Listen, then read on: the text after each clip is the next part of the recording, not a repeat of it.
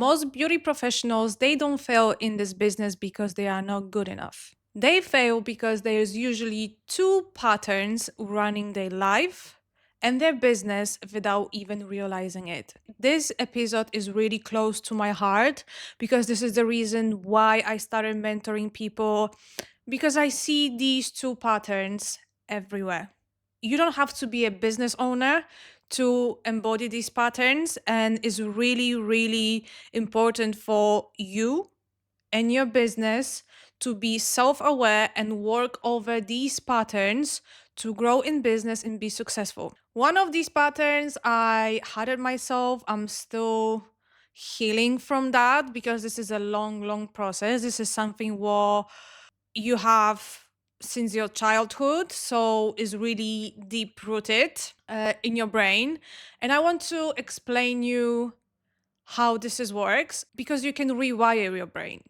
I will give you a visual. So just imagine if you've been walking the same path for years, it feels familiar. You know where you're going and it feels safe. But to create new patterns in your brain, the new little path walks, it takes time and it really needs a lot of effort to create new path. And it's really uncomfortable. It takes you out from your comfort zone. It really requires a lot of strength. And if you don't have the mentor, I will highly advise you to do it because it will once speed up the process, it will point you the blind spots you might have or your patterns, and it will help you to guide you through that. Without it, you will feel stuck and burn out forever. So I really want you to focus during this episode, and if something hits home, that's good because at least we'll finally create that self-awareness. This is what we need. Once you're self-aware, you know what you can work with. So there are two patterns I see everywhere and in any person, human being walking on this earth. It could be a female, male, it doesn't matter. We all have our patterns. And I call them two sister patterns because they are so similar but different at the same time. They show up in your pricing, your DMs, how you do your customer service, in everything. In every new project or anything, you will notice these patterns as well. So let's talk about it. Because your business is a reflection of who you are. The way how you show up on daily basis to your friends, family is the same way how you show up in your business. So if you are not going to work this through, one day you will wake up and you will say, I can't do this anymore. And that's not what we want. So here I am to help you, to walk you through. I want to talk about the first pattern, which is very close to my heart. And so far, I've been mentoring people with these patterns as well. You can have the same pattern, but there are different levels of it. Some of the levels can be quite surface level, but some of them can be quite deep rooted, and how you will self sabotage your success and your growth and your business is literally insane. So the first pattern is a perfectionist. Before you will say, oh, that's good, she's a perfectionist. No, I will show you how it works in business. Perfectionists, they self-sabotage their growth. Maybe they are perfect at what they do, but they self-sabotage their growth. They will not take the first step until everything is perfect. Spoiler alert, it will never be perfect because perfection doesn't exist. If you could give me a real example of something what is perfect, what is it? It could be perfect in your eyes, but it's not perfect in somebody else's eyes.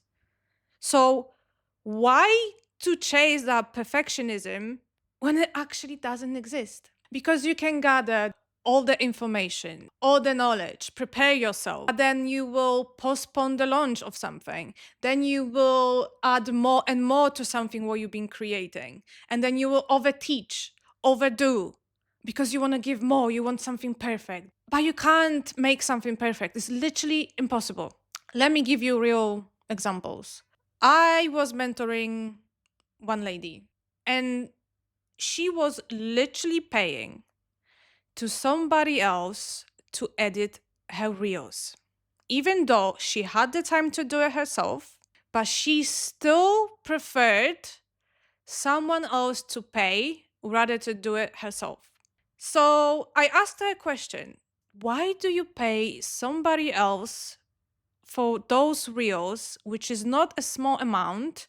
You're trying to save money, but at the same time, you're spending something was really not necessary. And then she said, because I can't do it myself and it won't be perfect. I was like, this. Why do you think it won't be perfect? Oh, because I don't know how to do it, all the excuses. And I said, but have you tried to do it yourself? It takes like 10, 15 minutes. And trust me, you don't need the cinematic editing. Only what you need is a simple reel. For example, if you want to present your results before and after put together, boom.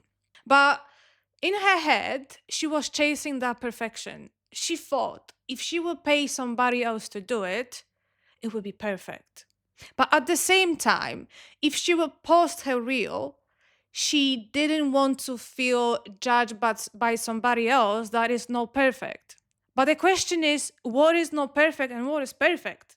Nobody knows. And that was like a wake up call for her. And she was like, yeah, you're right. You're really right. I would try to do it myself and then I will see how it goes. See, you need to take action. You need to walk through that fear. Don't postpone it. Don't delegate it because you are scared.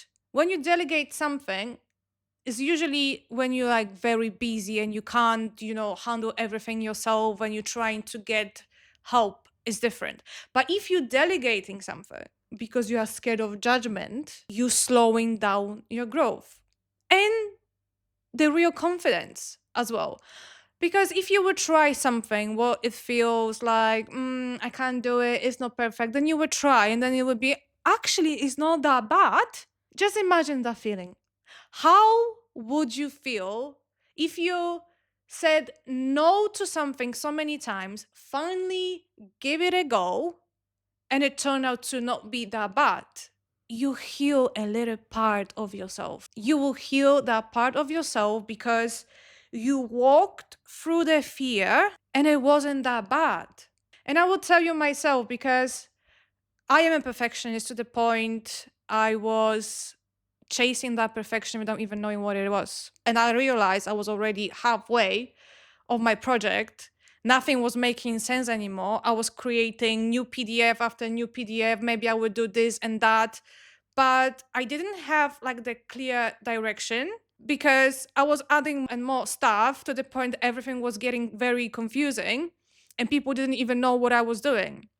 So I needed to really take the step back, watch myself from different point of view and be like, girl, what the hell are you doing? What are you trying to chase? What are you trying to prove?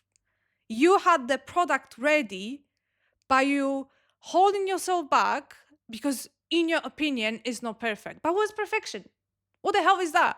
And then was one thing as well, because I really didn't like posting myself. And there is not about how I was looking at the camera, it was about when I speak, it has to be perfect. The grammar needs to be spot on. But then I was thinking, Natalia, if you will be holding yourself back, not even practicing, how do you want to become better? It doesn't make any sense. You have to take the action, you have to take the step to improve. After I actually walked through that fear, here I am recording the podcast. I never thought I will. That's the funny side of it.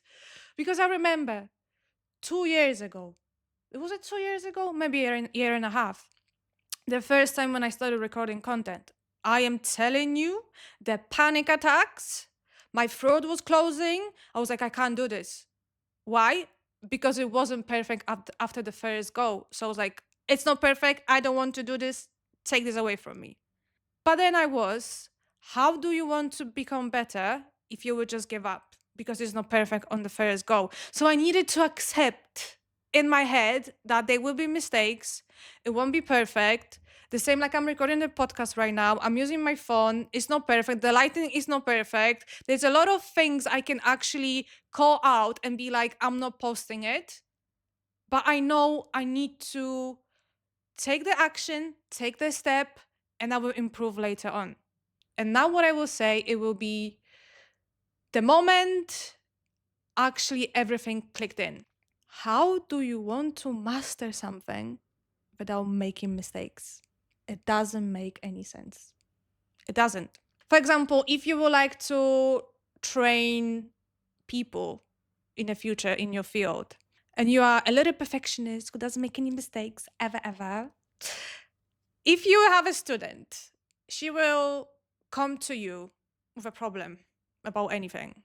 And then you will be like, I can give you an answer, but it's more from theory. I never experienced that, so I can't give you a real answer. Do you see what I'm trying to say here? If you want to master something, you need to make mistakes. You must make mistakes. And perfectionism doesn't make you master, it prevents you from becoming one. The second pattern is people pleaser. I see this a lot as well. Everywhere. People pleasers, they are such a kind souls. It's literally breaking my heart seeing them dancing around people, bending them boundaries, and being like, and why do I see them as a sister patterns? Because perfectionists is trying to make everything perfect, and people pleaser is trying to make everyone happy but themselves. Different surface, same root, both are running on fear. And what I want to say about people pleasers, they become burnout very quickly. And I can see that a lot in the industry. The worst case scenario is if you are perfectionist and people pleaser at the same time. That's the tough one to crack. That's the tough one to crack, but it's possible. I was mentoring a person like this. But if you are a people pleaser, this is what I want you to hear. If you will keep pleasing people, people will walk over you. When you give them, they will take, and there will be no limit for them to stop. And you will burn out, and you will never, ever make everyone happy. It's impossible. It's literally impossible. You are the only one person, and you're trying to please 100 people at the same time. How? How? I see that all the time. If client is not happy, you will do everything to make that person happy. You will, oh, can you come back for the consultation? Oh, can I give you a free treatment? Oh, can I give you a discount? Can I give you this? No, no, no, no, no. Why? Why? Just ask yourself a question. Why? You're trying to make that person happy. I know. But what if that person was never going to be happy? What if that person is just there to make your life miserable and difficult? And she will be there just to test your limits. Then what do you do? Are you going to be like, it's okay, one unhappy client is fine, what can I do? It is what it is, you can't make everyone happy? No, you will try to make that person happy with any possible cost. And there is what happens, because if you will bend your boundaries, and people pleasers, they don't have any boundaries. They don't have any boundaries. And I think if you're a people pleaser, step one, set some boundaries. I will give you an example. If you run your own business and, for example, your plan was to work from 10 till 3, for example. You have kids, so you're trying to set up that boundary, okay? But then you get a message. Oh, hiya, lovely. Would you mind to book me in after 6 p.m. today? This is the only day I can do. No, no, no. And then you'll be, I wanted to spend time with my kids. I would like to spend time with my husband. Or I would like to go out with my friends. But I can't say no to her. Why? Why do you feel like you can't say no to her? What is it going to happen? Nothing is going to happen. She is not going to call you names or tell you are the worst. She'll be like, okay, what is the different day you can do? That boundaries, this is so small and so like simple in my head because I run my life on boundaries.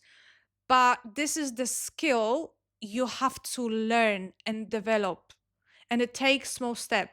If someone asks for something you are not comfortable of doing, or you really genuinely don't have time, don't even apologize for it. Say like, okay, I can't do this day. Would you mind to come on a different day? For example, when I talk to my clients and they say like, do you have any evening appointments? I don't work evenings. And I say, unfortunately, I don't work evenings. So the way how you communicate is important as well.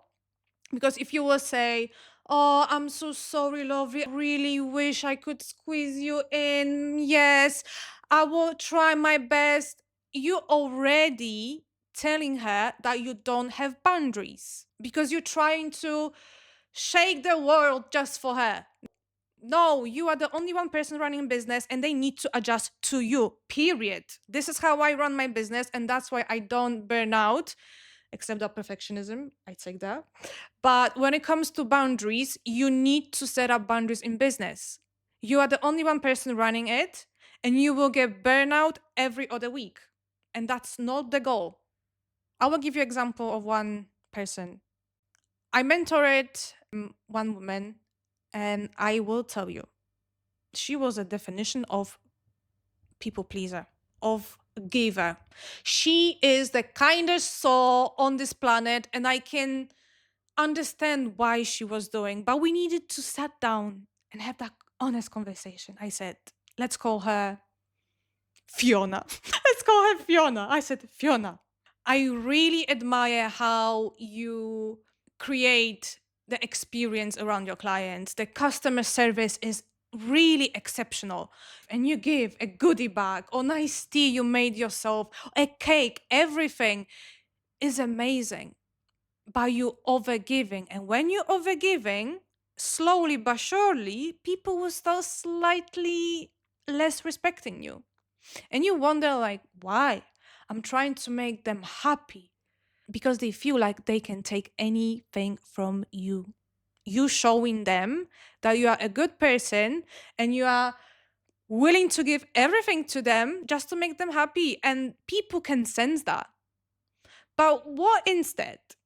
You will take that extra energy you're giving to your clients and give it back to yourself. Maybe cook something nice just for yourself. Maybe instead of spending that extra time to cook your clients cookies, pies, whatever, go for a walk. Do something for yourself that will actually make you happy, because how do you want to take care of your clients later when you are burned out every other week? You will give them better service without giving them gifts by being just more present with them and more firm with your boundaries, because people will start respecting you more. I know it sounds insane. And I think like those two patterns are extremely difficult, but it's possible. And the thing is, they come to you for results. This is what they're thinking. They're coming for results. And when you are overgiving and giving them parade, some people might feel even a little bit uncomfortable. And the truth, most people pleaser they don't want to hear is the fact you can't make everyone happy. You can try, but you've been trying for years. And how do you feel about that? You can't make everyone happy. And as soon as you're gonna accept that, you will feel like the weight of your shoulders just dropped. Because some clients have really unrealistic expectations and we can try our best, but obviously we have to use our common sense and just know when to say no. Because how are you going to deliver good results when you can't take care of yourself? Because putting yourself is not selfish. This is the way how you will run successful business in the long run. And I want to talk about my own breakthrough because I had many of them for the past 2 years. It's just insane. When you become more self aware, you are able to actually, cut yourself when you're trying to be a perfectionist or a people pleaser. But the first breakthrough, you can listen about this in my first episode, that I went to the masterclass, I paid £4,000 and I learned nothing. Because before I wanted to proceed that field when I would be training other people, I needed to feel fully ready. I felt like I was missing something, but I didn't know what I was missing. So I was just chasing that little perfection, which I didn't even know what it was. So I paid £4,000, spent there 2 days, and I learned nothing. And I was thinking, what the hell am I doing there? How much do I have to pay to believe in myself? And then I had that little voice in my head, Natalia, it sounds like you got everything you need. So I felt that relief. My brain finally could relax, which was very weird for me because my brain just worked 24/7. But there is the hardest truth because I've been told, Natalia, you are good by my clients, by my peers, and that could never land. And do you know why? Because I didn't believe myself. So it doesn't matter how many times you will hear someone saying, like, Fiona, you are good. Fiona, you are amazing. Fiona, you will be successful. And you will be like, thank you. You need to do the inner work. You have to heal your patterns. You have to see where you're making mistakes. That's why doing the inner work when you run a business is essential, because you will get to the point when you will hit the wall and you will be like, how can I move from there? I have this fear. I don't know how to walk through this fear. How am I going to proceed now? So there is a question. So are you perfectionist who hasn't started anything yet because she's waiting for that perfect moment? Or are you a people pleaser because you're trying to satisfy everyone but yourself? Both patterns are killing businesses slowly, quietly, without even realizing it. Honestly, some people are thinking, oh, my skill is bad, or I don't know how to attract more clients. But I will tell you this, you can have the best strategy on the planet. You can pay someone £30,000 for this strategy. You can hire a coach who will give you the best strategy on the planet. And the strategy will be, you have to post more. You have to record yourself. You have to do this and that. And you will be like, oh my God, how am I going to do this? I'm scared. I can't record myself. Do you know what I mean? Can you see this now? You must do the inner work to be able to expand your business in the future. Because without that inner work, if I would get from someone, for example, a plan how to grow my business 2 years ago, Natalia, you have to start a podcast. Natalia, you have to record this and that. I would be like, I'm not doing this. Why? Because I don't want to. Why you don't want to? Because I'm scared. You scared of what? I'm scared of judgment. See? Ooh, I felt that. That's your fear speaking. You always have to have that honest conversation with yourself because you have the answer here. You have the answer here. And as soon as you will know this answer, and then you can work through it. But if you cannot see these patterns, you need someone who can see it for you. This is what mentorship is for. It will show you your blind spots, your patterns. It's not going to give you the strategy, oh, you have to post more, you have to this. You have to heal your patterns first to be able to actually do something extraordinary for your business in the future. If any of this landed for you and hits home, I know is many of you here. That's why I started talking about this, because a lot of people want to talk about success, but nobody wants to talk about the real problems in business. Because that's the reason why we have sleepless nights. That's the reason why we are not fully booked. That's the reason why we are self-sabotaging ourselves.